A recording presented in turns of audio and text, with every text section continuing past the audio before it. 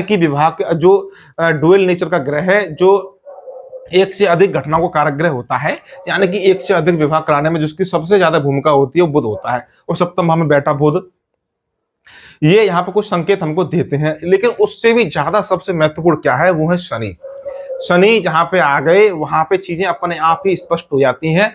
ज्योतिष के मूल सिद्धांत आप समझें तो आपके शनि, आपके सूर्य, शनि, राहु, राहु का नियंत्रण और 12 भाव का स्वामी, ये विच्छेद कराने वाले ग्रह होते हैं।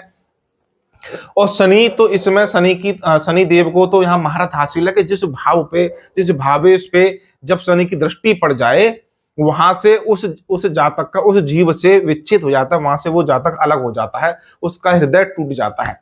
उदाहरण आपको बता दूं, शनि का संबंध दूसरे भाव से बने तो जातक कुटुंब परिवार से अलग हो जाता है। तीसरे भाव से दृष्टि संबंध बन जाए तो छोटे भाई बहनों से अलग हो जाता है।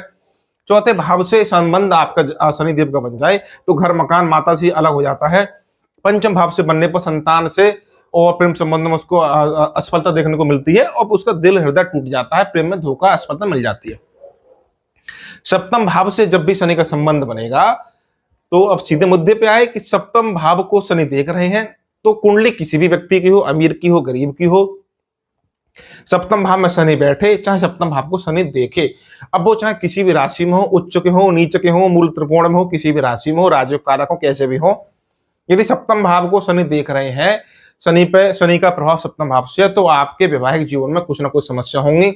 समस्याओं का क्रम इस बात पर शुरू हुआ कि आपका वैवाहिक जीवन देर से शुरू हुआ, यानी कि विवाह में देरी के योग बन जाते हैं, और इसके साथ साथ आपकी जीवन साथी से विच्छेद के योग भी वहां बन जाते हैं। सेपरेशन हो सकता है, चाहे वो सेपरेशन तलाक में तब्दील हो ना हो, कुछ समय के लिए वियोग आपको सहन करना पड़ेगा, क्योंकि शनि के स्वभाव में, शनि की दृष्टि में एक वियोग है।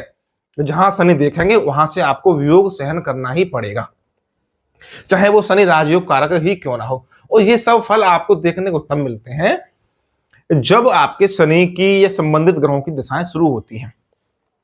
तो यहाँ शनि शत्रु राशि में बैठे हुए हैं, यानी कि जीवन साथी के प्रति कुछ शत्रु भाव हो सकता है। ये जीवन साथी और इनमें कुछ ना कुछ वैचारिक मतभेद हो सकते हैं। हालांकि 20-21 साल वैवाहिक जीवन चल गया, इसके भी कारण ये है कि दशा उससे आपके शनि की महादशा आपके 16 नवंबर 2024 से शुरू हुई है। उससे पहले गुरु की महादशा थी, और गुरु पंचम भाव के स्वामी होके आपके 12 भाव में उच्च होके बैठे हैं। तो उच्च के गुरु की महादशा जो नवांश में आपके वृश्चिक राशि में है, जो कि चतुर्थांश बनता है, यानी कि सुखांश जो बोलेंगे हम उसको, पंचमेश की महादशा में कोई अशुभ फल देखने को नहीं मिले। लेकिन जैसे ही शनि की महादशा शुरू होती है, 16 नवंबर 2024 से आपकी महादशा शुरू हुई और ये 19 साल चलेगी, 16 नवंबर 2043 तक ये महादशा चलेगी।